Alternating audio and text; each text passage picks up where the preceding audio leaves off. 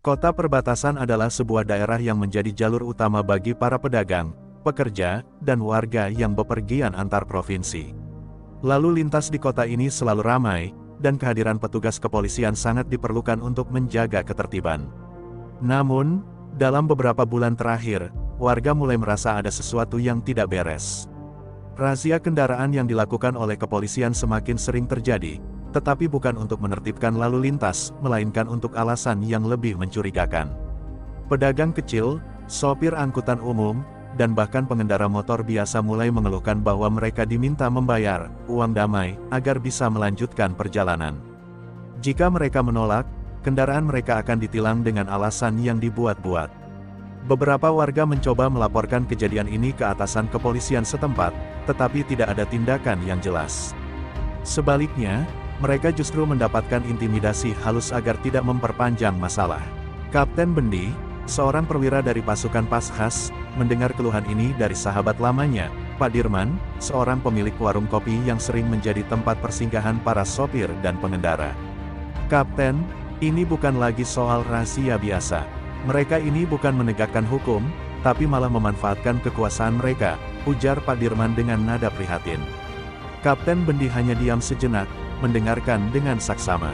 Matanya tajam, menunjukkan bahwa ia tidak menganggap ini hal sepele. Sebagai seorang prajurit yang terbiasa dengan disiplin tinggi, Kapten Bendi merasa geram mendengar ada aparat yang menyalahgunakan wewenangnya. Baginya, tugas seorang abdi negara adalah melindungi dan mengayomi rakyat, bukan menindas mereka. Namun, ia juga tahu bahwa menuduh tanpa bukti hanya akan menimbulkan masalah baru. Ia memutuskan untuk mencari tahu sendiri kebenaran di balik laporan warga. Pada malam harinya, Kapten Bendi mengunjungi sebuah warung kopi di dekat perempatan jalan utama, tempat di mana razia sering dilakukan. Dari sana, ia mengamati bagaimana polisi bertugas. Beberapa kendaraan diberhentikan secara acak, lalu pengemudinya dipaksa menunjukkan surat-surat mereka. Yang membuatnya semakin curiga adalah bagaimana beberapa pengendara tampak langsung menyerahkan sejumlah uang sebelum melanjutkan perjalanan, seakan sudah menjadi kebiasaan. Selama hampir 1 jam mengamati, Kapten Bendi mulai melihat pola yang jelas. Para polisi itu tampaknya memiliki target khusus, kendaraan dengan plat luar kota, pengendara yang terlihat kurang mampu, dan mereka yang tidak memiliki koneksi kuat. Yang lebih mencurigakan lagi, ada seorang pria berbadan besar yang tampaknya bukan anggota kepolisian, tetapi berada di sekitar lokasi razia dan sesekali berbicara dengan petugas. Kecurigaan semakin kuat ketika seorang pemuda yang mengendarai motor tua tampak dipaksa untuk membayar denda di tempat. Wajahnya ketakutan, dan ia beberapa kali memohon agar diberi kesempatan. Namun, salah satu polisi malah mengancam akan menyita motornya jika ia tidak membayar. Pemandangan itu membuat darah Kapten Bendi mendidih. Ia mengepalkan tangannya erat, menahan diri untuk tidak bertindak gegabah. Ini bukan saatnya untuk konfrontasi langsung. Ia harus menyusun strategi dan mengumpulkan lebih banyak bukti sebelum mengambil tindakan. Dengan langkah tenang, ia meninggalkan warung kopi, bersiap untuk menghadapi para oknum yang telah mencoreng nama institusi kepolisian. Malam itu, Kapten Bendi bertekad, besok pagi, ia akan turun tangan. Pagi itu, suasana di jalan utama kota perbatasan masih seperti biasa. Para pengendara melintas dengan tergesa-gesa, pedagang kaki lima mulai membuka lapak mereka, dan sopir angkutan umum sibuk mencari penumpang. Namun, di salah satu tikungan strategis, sekelompok polisi sudah bersiap dengan razia. Beberapa kendaraan mulai diberhentikan secara acak, dan seperti yang sudah diduga Kapten Bendi sebelumnya, razia ini lebih mirip jebakan daripada tindakan penegakan hukum yang sah. Dari kejauhan, Kapten Bendi mengamati dengan seksama. Ia mengenakan pakaian sipil untuk menghindari perhatian. Seorang pria parubaya dengan wajah kebingungan baru saja dihentikan. Polisi yang bertugas memeriksa surat-suratnya dengan ekspresi tidak puas, lalu mulai mengeluarkan alasan-alasan teknis yang terdengar dibuat-buat. "STNK kamu kadaluarsa 1 hari. Harus ditilang, atau kita selesaikan di sini," ujar polisi itu dengan nada mengancam. Pria itu tampak ragu, lalu dengan terpaksa mengeluarkan beberapa lembar uang dari dompetnya. Kapten Bendi menahan napas, matanya tajam mengamati.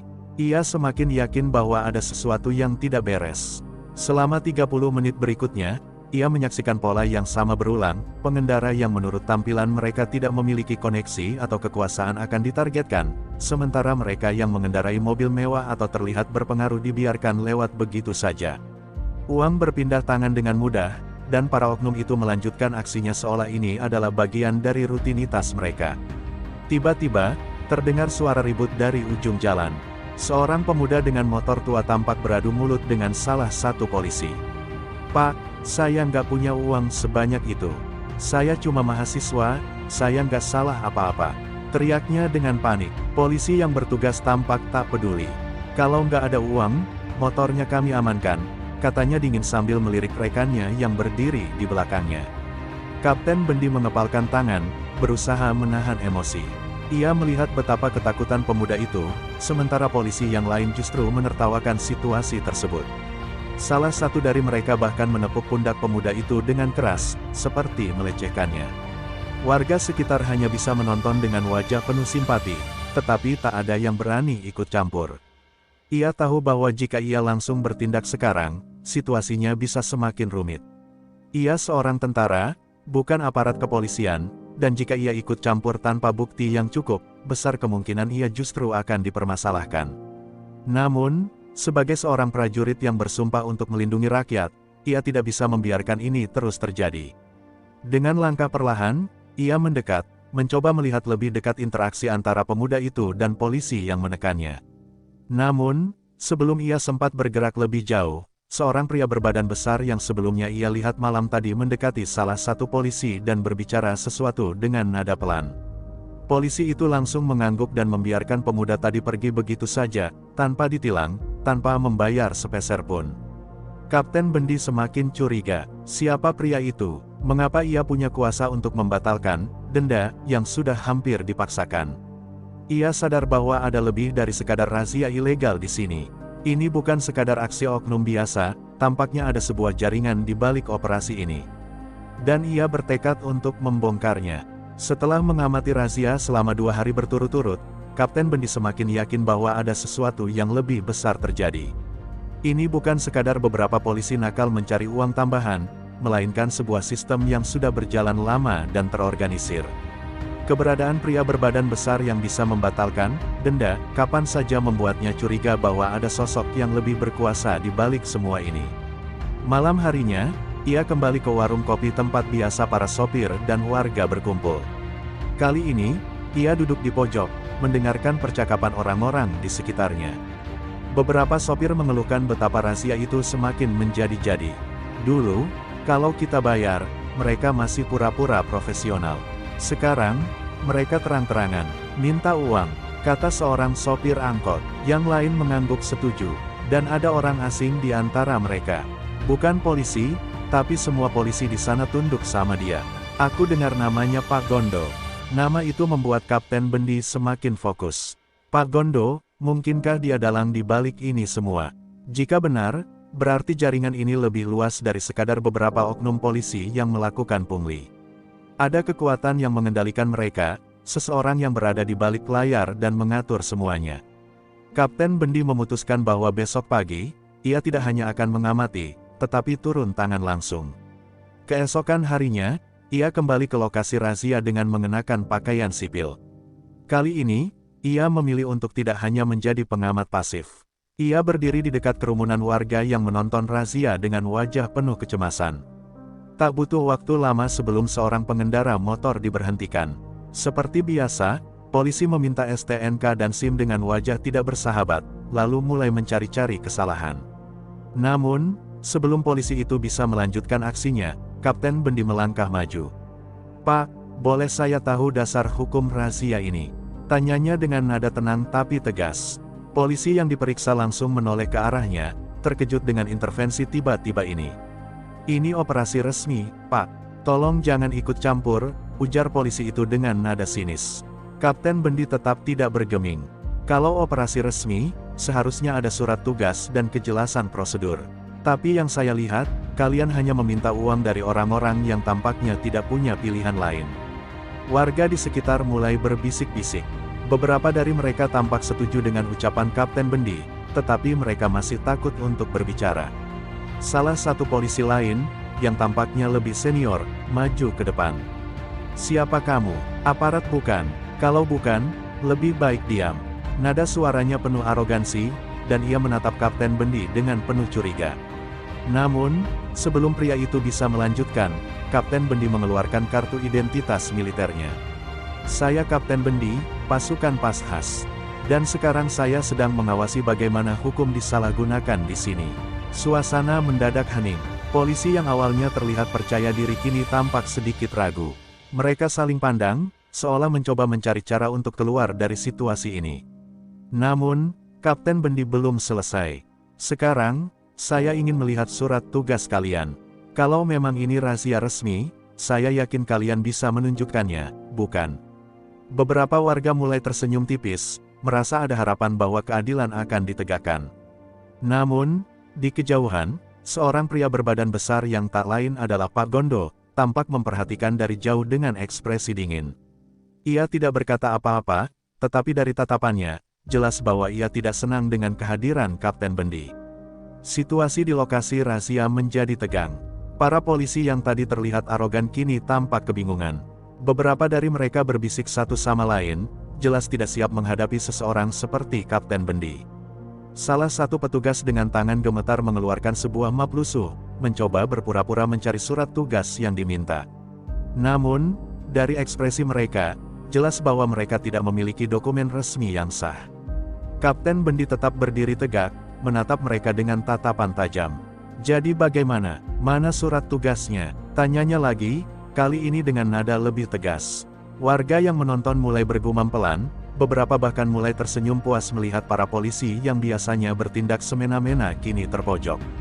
Salah satu polisi yang lebih senior akhirnya mencoba mengambil kendali situasi. "Sudahlah, ini hanya kesalahpahaman. Kita sedang menjalankan tugas. Kalau ada yang merasa terganggu, kita bisa bicarakan baik-baik." Namun, sebelum Kapten Bendi bisa menjawab, sebuah suara berat dan berwibawa terdengar dari belakang. "Sepertinya ada yang terlalu ikut campur di sini." Semua mata langsung tertuju pada sosok pria berbadan besar yang kini berjalan mendekat. Pak Gondo, tatapannya tajam, penuh ketenangan yang mencurigakan. Meski mengenakan pakaian sipil, aura kekuasaan yang ia miliki sangat terasa. Para polisi di sana langsung menunjukkan sikap hormat yang tidak biasa, seolah mereka lebih takut padanya dibandingkan pada Kapten Bendi. Kapten Bendi tetap tenang. Ia tahu bahwa inilah orang yang selama ini berada di balik layar. "Kau pasti Pak Gondo," katanya dengan suara datar. "Aku sudah mendengar banyak tentangmu." Pak Gondo tersenyum kecil, lalu mengeluarkan rokok dari sakunya, menyalakannya dengan santai seolah tidak ada yang terjadi. "Dan aku juga sudah mendengar banyak tentangmu, Kapten. Tentara yang terlalu ingin menjadi pahlawan." Ucapannya jelas ditujukan untuk melemahkan mental Kapten Bendi, tapi itu tidak berhasil. "Aku hanya ingin memastikan bahwa hukum ditegakkan dengan benar," jawabnya tegas. "Dan yang kulihat sekarang, hukum justru dipermainkan." Pak Gondo terkekeh pelan, lalu menghembuskan asap rokoknya ke udara. "Dunia ini tidak sesederhana itu, Kapten. Kau mungkin kuat di medan perang, tapi di sini, ini bukan tentang siapa yang lebih kuat. Ini tentang siapa yang mengendalikan segalanya." Beberapa polisi di sekitar mulai merasa lebih percaya diri setelah kehadiran Pak Gondo. Mereka kini berdiri lebih tegak, seolah yakin bahwa pria itu bisa menyelesaikan masalah ini untuk mereka. Salah satu dari mereka bahkan mendekat ke Kapten Bendi dengan ekspresi menantang. "Jadi bagaimana, Kapten? Mau ikut campur lebih jauh? Atau pergi sebelum keadaan menjadi rumit?" Kapten Bendi tersenyum tipis, lalu melangkah maju hingga berhadapan langsung dengan Pak Gondo. "Aku tidak akan pergi. Justru aku akan memastikan bahwa apa yang kau lakukan di sini berakhir." Tatapan mereka saling bertemu, penuh ketegangan yang bisa meledak kapan saja. Pak Gondo masih tersenyum, tapi matanya menunjukkan sesuatu yang berbeda, sesuatu yang berbahaya. "Hati-hati, Kapten," ucap Pak Gondo dengan suara rendah. "Orang yang terlalu ingin menjadi pahlawan biasanya tidak berumur panjang. Itu bukan sekadar peringatan, melainkan ancaman." Tapi Kapten Bendi tidak gentar. Ia tahu bahwa dirinya baru saja memasuki permainan yang lebih besar, dan ia tidak akan mundur. Setelah pertemuannya yang menegangkan dengan Pak Gondo, Kapten Bendi tahu bahwa ia telah menarik perhatian orang-orang yang berkuasa dalam jaringan gelap ini. Namun, ia tidak menyesal. Justru, ia semakin yakin bahwa ada sesuatu yang jauh lebih besar daripada sekadar pungli di jalanan. Jika Pak Gondo bisa mengendalikan polisi setempat, maka kemungkinan besar ia memiliki hubungan dengan pihak yang lebih tinggi. Malam itu, Kapten Bendi kembali ke markas kecilnya, sebuah rumah sederhana di pinggiran kota yang ia jadikan tempat tinggal sementara.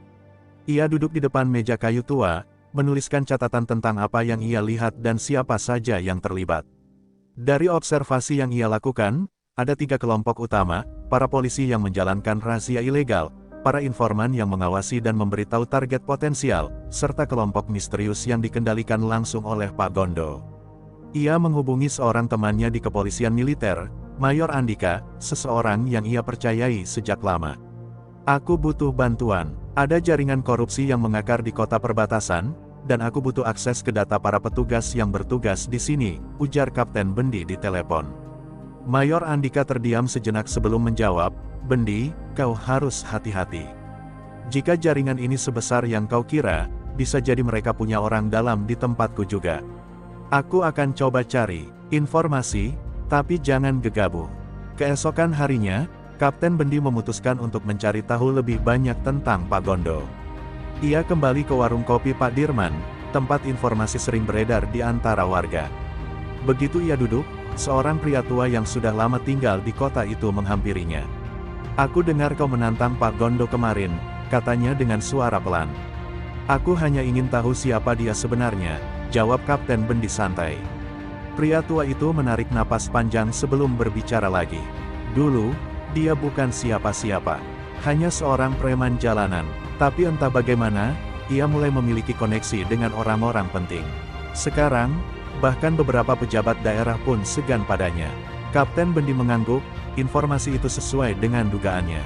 Jika Pak Gondo memiliki koneksi dengan pejabat tinggi, maka ia bukan hanya masalah kecil, ia adalah bagian dari sistem yang sudah lama busuk. Sementara itu, di tempat lain, Pak Gondo juga tidak tinggal diam. Ia duduk di sebuah ruangan gelap dengan beberapa anak buahnya. "Kapten Bendi, ini masalah," katanya dengan suara dingin. "Aku ingin tahu segalanya tentang dia, kelemahannya, orang-orang terdekatnya, dan bagaimana kita bisa membuatnya diam sebelum dia melangkah lebih jauh." Salah satu anak buahnya mengangguk, lalu bergegas pergi untuk menjalankan perintahnya. Kapten Bendi tahu bahwa setelah pertemuannya kemarin, ia telah menjadi target. Ia bisa merasakan ada mata-mata yang mengawasinya sejak pagi. Tapi ia tidak takut, justru, itu adalah bukti bahwa ia berada di jalur yang benar. Sekarang, ia hanya perlu bukti kuat agar bisa menjatuhkan jaringan ini dari akarnya. Malam itu, ia menyusun rencana. Jika ingin menjatuhkan Pak Gondo, ia tidak bisa hanya mengandalkan pengamatan. Ia butuh bukti konkret, saksi, dan mungkin seseorang dari dalam jaringan yang bisa membantunya.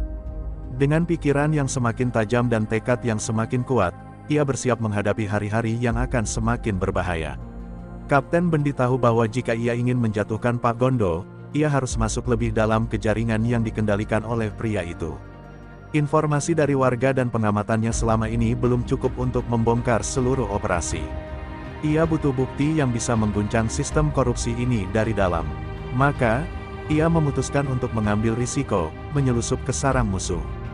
Malam itu, dengan mengenakan pakaian sederhana seperti preman jalanan, Kapten Bendi pergi ke salah satu bar di pinggiran kota, tempat para anak buah Pak Gondo sering berkumpul. Ia sudah mempelajari pola pergerakan mereka selama beberapa hari terakhir. Tempat ini tidak hanya menjadi markas untuk mengatur rahasia ilegal, tetapi juga tempat pertemuan bagi mereka yang terlibat dalam bisnis gelap lainnya. Ia masuk dengan langkah santai, mencoba menyatu dengan suasana.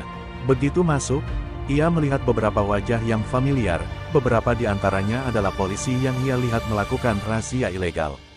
Mereka duduk di sudut ruangan, tertawa sambil meminum minuman keras. Namun, fokus utama Bendi adalah seorang pria bertubuh kurus dengan tatapan tajam yang duduk sendirian di meja pojok. Dari informasi yang ia dapatkan, pria ini bernama Randy, salah satu orang kepercayaan Pak Gondo yang sering menjadi perantara dalam berbagai transaksi gelap.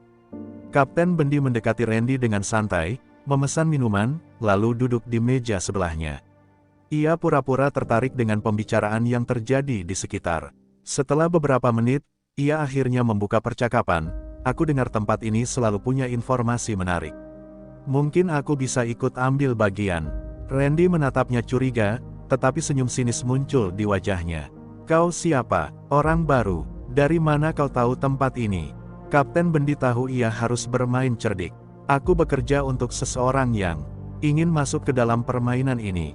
Dan aku dengar, kalau ingin melakukan bisnis di kota ini, harus mendapat restu dari Pak Gondo, jawabnya dengan nada tenang. Randy masih menatapnya dengan ragu, tetapi sepertinya tertarik. Kalau begitu, buktikan dulu kalau kau bukan orang sembarangan, katanya sambil melirik beberapa anak buahnya. Salah satu dari mereka, seorang pria bertubuh besar dengan wajah penuh bekas luka, berdiri dan mendekati Kapten Bendi. Kita nggak percaya begitu saja sama orang baru. Kalau kau benar-benar ingin masuk, tunjukkan kalau kau pantas ada di sini. Ucapannya jelas sebuah tantangan. Kapten Bendi tersenyum kecil. Ia sudah menduga bahwa malam ini tidak akan berjalan dengan mudah. Dalam sekejap, pria bertubuh besar itu melayangkan pukulan ke arahnya. Tapi Bendi sudah siap. Dengan gerakan cepat, ia menghindar, menangkap pergelangan tangan lawannya, lalu membantingnya ke meja hingga pecahan gelas berhamburan. Semua orang di bar langsung menoleh ke arah mereka. Beberapa anak buah Pak Gondo mulai berdiri, siap untuk menyerang. Tapi Randy justru tertawa. Menarik, katanya sambil bertepuk tangan. Mungkin kau memang punya sesuatu yang bisa ditawarkan. Kapten Bendi berhasil menarik perhatian Randy, tetapi ia tahu bahwa ini baru permulaan. Jika ia ingin mendapatkan informasi berharga, ia harus lebih dalam lagi masuk ke dalam permainan ini. Dengan tetap menjaga ketenangannya, ia duduk kembali. Jadi, apa langkah selanjutnya? Tanyanya, seolah benar-benar tertarik dengan dunia mereka. Randy menatapnya dengan tajam, lalu tersenyum penuh arti. Mari kita lihat seberapa jauh kau bisa melangkah. Setelah berhasil menarik perhatian Randy, Kapten Bendi tahu bahwa langkahnya semakin dalam. Namun, ia juga sadar bahwa kesalahpahaman sekecil apapun bisa membuatnya terbongkar. Randy memandangnya dengan tatapan penuh selidik sebelum akhirnya berbicara. Kalau kau benar-benar ingin masuk ke dalam bisnis ini, ada sesuatu yang perlu kau lakukan dulu. Ia lalu memberi isyarat kepada salah satu anak buahnya untuk membawa sebuah amplop coklat tebal. Kapten Bendi mengambil amplop itu dan membukanya. Di dalamnya, terdapat sebuah foto seseorang dan beberapa lembar kertas berisi informasi pribadi. Namanya Iwan. Dia seorang sopir truk yang berani menolak membayar upeti ke anak-anak buah kami. Sejak saat itu, dia mulai berani bicara ke warga lain agar tidak tunduk pada aturan kami, jelas Randy sambil menyalakan rokok. Kami ingin kau memberi dia sedikit pelajaran. Bendi membaca informasi di dalam amplop dengan saksama. Iwan bukanlah preman atau orang yang terlibat dalam dunia gelap, ia hanyalah seorang pekerja keras yang mencoba melawan sistem yang korup. Ini jelas sebuah ujian untuk menguji loyalitasnya. Jika ia menolak, Randy akan mencurigainya. Jika ia melakukannya, ia justru menjadi bagian dari masalah. Ia harus mencari jalan keluar yang cerdas. Dengan ekspresi datar, Bendi mengangguk. Di mana aku bisa menemukannya? Randy tersenyum puas dan memberikan alamat sebuah gudang tua di pinggiran kota, tempat Iwan biasa memarkir truknya. Pastikan dia tidak berani lagi melawan, tapi jangan sampai membunuhnya. Kami masih perlu dia tetap bekerja. Perintah itu jelas, tetapi Bendi memiliki rencana lain di kepalanya. Malam itu, Bendi pergi ke lokasi yang telah diberikan. Ia mengamati dari kejauhan, memastikan tidak ada anak buah Randy yang mengawasi. Setelah yakin aman, ia mendekati Iwan yang sedang duduk di dekat truknya, terlihat lelah setelah bekerja seharian. Iwan, panggilnya pelan. Pria itu menoleh dengan tatapan curiga. Siapa kau? Tanyanya dengan nada waspada. Aku diutus oleh orang-orang yang ingin memberimu pelajaran, jawab Bendi jujur, membuat Iwan terkejut dan semakin tegang. Tapi aku bukan musuhmu. Aku ada di sini untuk membantu. Iwan masih tampak ragu, tetapi melihat sorot mata Bendi yang serius, ia akhirnya mendengarkan. Mereka menganggapmu ancaman. Itu berarti kau melakukan sesuatu yang benar. Aku butuh bantuanmu untuk menjatuhkan mereka, lanjut Bendi. Iwan terdiam sejenak sebelum akhirnya mengangguk. Kalau kau benar-benar ingin melawan mereka, aku bisa membantumu. Aku tahu beberapa orang yang juga ingin melawan, tapi kami takut karena mereka punya banyak orang kuat di belakang mereka. Mendengar itu, Bendi merasa semakin yakin bahwa gerakan melawan sistem korup ini sudah mulai tumbuh di antara warga. Yang mereka butuhkan hanyalah seseorang yang bisa memimpin perlawanan. Setelah menyusun rencana singkat, Bendi berpura-pura memberikan pelajaran kepada Iwan, hanya beberapa pukulan ringan yang tidak meninggalkan luka serius, untuk meyakinkan Randy bahwa tugasnya telah selesai. Namun, kini ia punya sekutu baru yang bisa membantunya mengungkap kebenaran. Perlawanan baru saja dimulai. Setelah misi terhadap Iwan selesai, Kapten Bendi kembali ke bar tempat Randy dan anak buah Pak Gondo berkumpul. Ia berjalan dengan percaya diri, memastikan bahwa tidak ada yang mencurigai niat sebenarnya. Begitu masuk, Randy menyambutnya dengan senyum puas. "Kau cepat juga," katanya sambil menepuk bahu Bendi. "Jadi, apakah si Iwan masih punya nyali untuk menantang kami?" Bendi hanya tersenyum tipis dan mengangguk. Dia sudah paham konsekuensinya, jawabnya singkat, memastikan Randy percaya bahwa tugasnya telah diselesaikan. Randy tertawa kecil sambil menyandarkan tubuhnya ke kursi. "Bagus. Sepertinya kau memang bisa dipercaya," katanya. "Pak Gondo pasti tertarik untuk bertemu denganmu setelah ini." Mendengar itu, Bendi sadar bahwa tujuannya semakin dekat, ia akan berhadapan langsung dengan otak di balik sistem korup ini. Sementara itu, di tempat lain, Iwan mulai bergerak. Sesuai dengan rencana yang ia susun bersama Bendi, ia menemui beberapa sopir truk dan warga lain yang juga merasa tertindas oleh sistem pungli yang dijalankan oleh Pak Gondo dan para oknumnya. Dengan hati-hati, ia membentuk kelompok kecil yang bersedia melawan, namun mereka tahu bahwa perlawanan ini tidak bisa dilakukan secara terbuka. Mereka butuh strategi. Di markasnya, Bendi menerima telepon dari Mayor Andika, sahabatnya di kepolisian militer. "Aku sudah menelusuri beberapa nama yang kau sebutkan," kata Andika dengan nada serius. "Dan kau benar, Pak Gondo bukan hanya preman biasa. Dia punya koneksi dengan beberapa pejabat dan bahkan ada indikasi bahwa dia terlibat dalam perdagangan gelap." Mendengar itu, Bendi mengepalkan tangannya. "Kalau begitu, kita harus bertindak cepat sebelum mereka menyadari pergerakan kita." Namun, situasi semakin memanas ketika Randy memberi Bendi tugas baru. Kali ini, ia diminta untuk mengawal sebuah pengiriman barang khusus ke luar kota. Tidak ada informasi jelas tentang apa yang akan dikirim, tetapi dari ekspresi Randy, Bendi bisa menebak bahwa ini bukan barang biasa. Jika ia ikut dalam operasi ini, ia mungkin bisa mendapatkan bukti kuat untuk menjatuhkan Pak Gondo. Bendi menerima tugas itu tanpa ragu, tetapi dalam hatinya, ia tahu bahwa ini akan menjadi ujian besar. Jika ketahuan bahwa ia bukan bagian dari jaringan ini, nyawanya bisa dalam bahaya. Namun, jika ia berhasil, ini bisa menjadi kunci untuk membuka seluruh jaringan korupsi yang telah lama menindas warga. Dengan pikiran yang semakin tajam, ia mulai menyusun rencana untuk menghadapi misi berbahaya ini. Di tempat lain, Pak Gondo mendengar laporan dari anak buahnya tentang Kapten Bendi. Meski Randy tampak percaya, Pak Gondo tidak mudah tertipu. "Aku tidak suka orang baru yang terlalu cepat naik," katanya sambil menatap foto Bendi yang tergeletak di atas meja. "Kita harus pastikan dia benar-benar ada di pihak kita, atau kita singkirkan sebelum dia jadi masalah." Malam itu, Bendi berdiri di depan sebuah gudang tua, tempat di mana pengiriman akan dimulai. Ia tahu bahwa langkah berikutnya akan menentukan segalanya, dan ia harus memastikan bahwa ia selalu satu langkah di depan musuhnya. Malam semakin larut saat Kapten Bendi berdiri di depan gudang tua, tempat di mana pengiriman barang khusus akan dilakukan. Beberapa truk besar terparkir di sana, dengan beberapa pria bersenjata berjaga di sekelilingnya. Randy mendekatinya dengan senyum penuh arti. "Kau beruntung, Bendi. Tidak semua orang mendapat kesempatan mengawal pengiriman sekelas ini," katanya sambil menyalakan rokok. "Pastikan semuanya berjalan lancar, atau kau sendiri yang akan menanggung akibatnya." Bendi hanya mengangguk, tetap menjaga ekspresi tenangnya. Ia berjalan mendekati salah satu truk, berpura-pura memeriksa muatan. Saat mengintip ke dalam, ia melihat beberapa peti kayu tertutup rapat. Tak ada tanda-tanda jelas tentang isinya, tetapi instingnya mengatakan bahwa ini bukan sekadar barang selundupan biasa. Jika memang benar Pak Gondo memiliki koneksi dengan pejabat tinggi, bisa jadi ini adalah bukti kuat yang ia cari selama ini.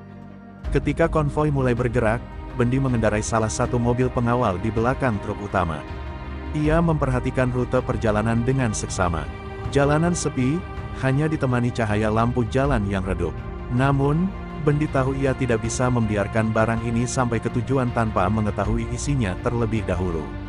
Ia harus mencari cara untuk menghentikan konvoi ini tanpa menimbulkan kecurigaan. Di tengah perjalanan, ia menghubungi Iwan melalui pesan singkat. "Siapkan tim, aku akan coba hentikan mereka di tikungan sebelum jalan keluar kota." Iwan, yang sudah menyiapkan beberapa orang dari kelompok kecil perlawanan, segera membalas. "Dimengerti, kami akan siaga. Rencana ini berisiko, tetapi jika berhasil, mereka bisa mendapatkan bukti yang cukup untuk menjatuhkan Pak Gondo sekaligus." Ketika konvoi mendekati titik yang telah direncanakan, Bendi tiba-tiba menginjak rem keras dan berteriak, "Berhenti. Aku melihat ada sesuatu di jalan." Para pengawal lain langsung siaga, menghentikan kendaraan mereka. Beberapa pria bersenjata turun untuk memeriksa situasi. Saat itulah, dari balik semak-semak, Iwan dan orang-orangnya menyerang dengan cepat. Bentrok pun tak terhindarkan. Suara tembakan menggema di tengah malam, membuat suasana semakin mencekam. Bendi bergerak cepat, melumpuhkan beberapa orang dengan serangan tangan kosong. Iwan dan kelompoknya berhasil merebut salah satu truk dan segera membukanya. Apa yang mereka lihat di dalamnya membuat mereka terkejut, bukan hanya barang selundupan biasa, tetapi juga tumpukan senjata ilegal dan sejumlah besar uang tunai. Dengan bukti ini, mereka kini memiliki alasan kuat untuk melaporkan kasus ini ke kepolisian militer. Namun, masalah belum selesai. Salah satu anak buah Randy berhasil kabur dan kemungkinan besar akan memberitahu Pak Gondo. Bendi tahu bahwa setelah malam ini, dirinya bukan lagi sekadar pengamat dalam permainan ini, ia telah menjadi musuh utama Pak Gondo. Dengan waktu yang semakin menipis, Bendi segera memberi perintah, "Bawa truk ini ke tempat aman. Aku akan mengalihkan perhatian mereka." Tanpa ragu, ia mengambil salah satu mobil pengawal dan melaju kencang ke arah yang berlawanan, memastikan bahwa kejaran anak buah Pak Gondo tidak langsung menuju Iwan dan kelompoknya. Perlawanan telah dimulai, dan kini tidak ada jalan untuk mundur. Setelah berhasil mengalihkan perhatian anak buah Pak Gondo, Kapten Bendi melaju kencang menuju markas Mayor Andika. Ia tahu bahwa bukti yang telah diamankan oleh Iwan dan kelompoknya sangat penting untuk mengungkap jaringan korupsi yang dipimpin oleh Pak Gondo. Namun, waktu tidak berpihak pada mereka, setiap detik berarti. Sesampainya di markas, Bendi segera disambut oleh Mayor Andika. "Apa yang terjadi? Kau terlihat terburu-buru?" tanya Andika dengan nada khawatir. Bendi menjelaskan dengan singkat tentang penggerebekan konvoi dan bukti yang berhasil diamankan. "Kita harus bergerak sekarang sebelum mereka menyadari semuanya," tegas Bendi. Mayor Andika segera mengerahkan timnya untuk menangkap Pak Gondo dan anak buahnya. Dengan koordinasi yang cepat, mereka menyusun rencana penyerbuan ke markas utama Pak Gondo. Namun, informasi dari intelijen menyebutkan bahwa Pak Gondo telah mengetahui pengkhianatan Bendi dan sedang bersiap melarikan diri. Sementara itu, di markasnya, Pak Gondo tampak gelisah. Bagaimana bisa mereka tahu tentang pengiriman itu? Geramnya sambil menatap tajam ke arah Randy. Randy hanya bisa menunduk, merasa bersalah karena telah mempercayai Bendi. "Siapkan semua orang, kita harus pergi sekarang juga," perintah Pak Gondo. Namun, sebelum mereka sempat bergerak, suara sirene dan deru kendaraan militer terdengar mendekat. Pak Gondo panik. "Cepat, hancurkan semua dokumen dan barang bukti," teriaknya. Anak buahnya segera bergerak, tetapi waktu tidak berpihak pada mereka. Tim Mayor Andika dengan cepat mengepung markas Pak Gondo. Dengan senjata terarah, mereka memerintahkan semua orang untuk menyerah. Pak Gondo mencoba melawan, tetapi jumlah dan persenjataan mereka kalah jauh. Dalam hitungan menit, seluruh markas berhasil diamankan. Bendi memasuki ruangan utama dan melihat Pak Gondo yang sudah diborgol. Mereka saling bertatapan. "Kau pikir bisa menjatuhkanku begitu saja?" ejek Pak Gondo dengan senyum sinis. Bendi mendekat dan berbisik, "Keadilan mungkin lambat, tapi pasti akan datang." Dengan tertangkapnya Pak Gondo dan anak buahnya, jaringan korupsi yang telah lama menindas warga akhirnya runtuh. Iwan dan kelompoknya merasa lega, mengetahui bahwa perjuangan mereka tidak sia-sia. Namun, Bendi sadar bahwa ini bukan akhir dari segalanya. Masih banyak pekerjaan yang harus dilakukan untuk memastikan keadilan benar-benar ditegakkan. Hari itu menjadi titik balik bagi kota mereka. Dengan keberanian dan kerjasama, mereka berhasil mengalahkan tirani dan membawa harapan baru bagi masa depan. Setelah Pak Gondo dan anak buahnya berhasil ditangkap, kota yang selama ini berada dalam bayang-bayang ketakutan mulai merasakan udara kebebasan. Namun, Kapten Bendi tahu bahwa perang belum benar-benar usai. Jaringan korupsi sebesar ini tidak hanya bergantung pada satu orang. Masih ada kemungkinan bahwa pihak-pihak yang lebih berkuasa di balik layar akan mencoba mengambil kendali kembali. Di markas kepolisian militer, Mayor Andika dan timnya mulai menginterogasi Pak Gondo. Namun, pria itu tetap bersikap angkuh, seolah yakin bahwa ia masih memiliki perlindungan dari pihak tertentu. "Kalian pikir ini sudah selesai?" katanya dengan seringai. "Masih ada orang-orang yang jauh lebih kuat dari kalian yang tidak akan tinggal diam." Bendi hanya menatapnya dingin. Ia tahu ancaman itu bukan omong kosong. Sementara itu, Iwan dan kelompoknya mulai membantu membangun kembali kepercayaan warga terhadap hukum. Mereka mengadakan pertemuan di pasar, berbicara kepada para pedagang dan sopir truk yang dulu diperas oleh anak buah Pak Gondo. "Kita sudah terlalu lama tunduk pada ketakutan," kata Iwan dengan suara lantang. "Sekarang saatnya kita menjaga kota ini agar tidak jatuh ke tangan orang-orang seperti mereka lagi." Namun, kemenangan ini tidak datang tanpa pengorbanan. Beberapa orang yang terlibat dalam perlawanan mengalami luka-luka akibat bentrokan dengan anak buah Pak Gondo.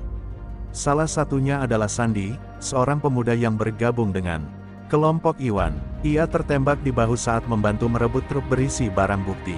Kini ia terbaring di rumah sakit, berjuang melawan rasa sakitnya. Bendi menjenguk Sandi, merasa bertanggung jawab atas semua yang terjadi. "Kau melakukan hal yang benar," kata Bendi sambil duduk di samping ranjangnya. Sandi tersenyum lemah. "Aku hanya ingin melihat kota ini lebih baik, Kapten. Aku tidak ingin adik-adikku tumbuh dalam ketakutan seperti aku dulu." Kata-kata itu semakin menguatkan tekad Bendi untuk tidak berhenti sampai keadilan benar-benar ditegakkan. Di sisi lain, Mayor Andika mendapatkan informasi baru dari hasil penyelidikan. Beberapa nama pejabat tinggi mulai muncul dalam dokumen yang ditemukan di markas Pak Gondo. Salah satunya adalah seorang anggota dewan yang memiliki kekuasaan besar di kota ini. "Ini lebih besar dari yang kita kira," kata Andika kepada Bendi. "Kalau kita tidak hati-hati, mereka bisa membungkam kita sebelum kita sempat bertindak." Malam itu, Bendi berdiri di balkon markasnya, memandangi kota yang mulai tenang. Ia tahu bahwa ini baru permulaan. Jika mereka ingin benar-benar membersihkan sistem, mereka harus menghadapi orang-orang yang jauh lebih berbahaya daripada Pak Gondo. Namun, kali ini ia tidak sendiri. Warga sudah mulai percaya bahwa mereka bisa melawan, dan itu adalah kemenangan terbesar yang pernah ia capai. Dengan tekad yang semakin kuat, Bendi tahu bahwa langkah berikutnya adalah menggali lebih dalam, menemukan siapa yang benar-benar menarik tali di balik semua ini. Ia menghela napas panjang, menatap bintang di langit. "Ini belum selesai," gumamnya. "Tapi kita tidak akan mundur." Setelah mendapatkan dokumen rahasia dari markas Pak Gondo, Mayor Andika segera mengadakan pertemuan rahasia dengan Kapten Bendi. Di dalam ruang briefing yang sunyi, mereka memeriksa setiap lembar bukti yang menunjukkan adanya keterlibatan pejabat tinggi dalam jaringan ilegal ini. Salah satu nama yang muncul berulang kali adalah Darmawan, seorang anggota dewan yang selama ini dikenal sebagai pahlawan rakyat, namun ternyata berada di balik kekacauan yang terjadi. "Kita tidak bisa sembarangan menyerangnya," kata Andika dengan nada serius. "Darmawan punya banyak koneksi. Jika kita salah langkah, semua yang sudah kita bangun bisa runtuh." Bendi mengangguk paham. Lawan mereka kali ini jauh lebih licik daripada Pak Gondo. Jika mereka ingin menjatuhkan Darmawan, mereka butuh bukti yang tak terbantahkan serta strategi yang cermat.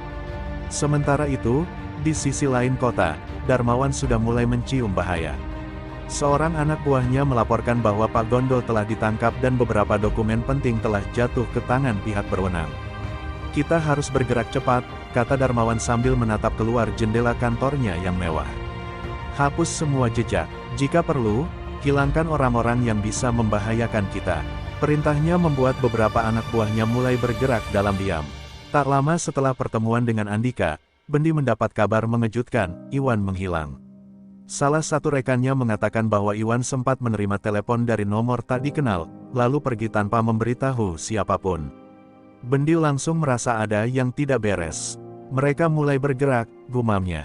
"Mereka tahu Iwan bisa menjadi saksi kunci." Tanpa membuang waktu, ia segera menyusun tim kecil untuk mencari keberadaan Iwan sebelum terlambat. Dalam pencariannya, Bendi menemukan petunjuk di lokasi terakhir tempat Iwan terlihat.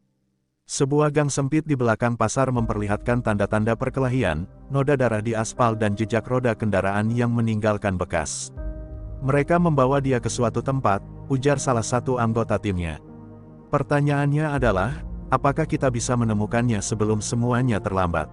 Di tengah situasi yang semakin memanas, Bendi menyadari bahwa mereka harus bertindak lebih cepat. Ia tidak hanya harus menyelamatkan Iwan, tetapi juga memastikan bahwa bukti yang mereka miliki tetap aman.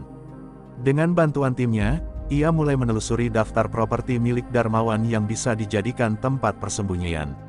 Satu lokasi menarik perhatiannya, sebuah gudang tua di pinggiran kota yang pernah digunakan sebagai tempat penyimpanan ilegal oleh Pak Gondo.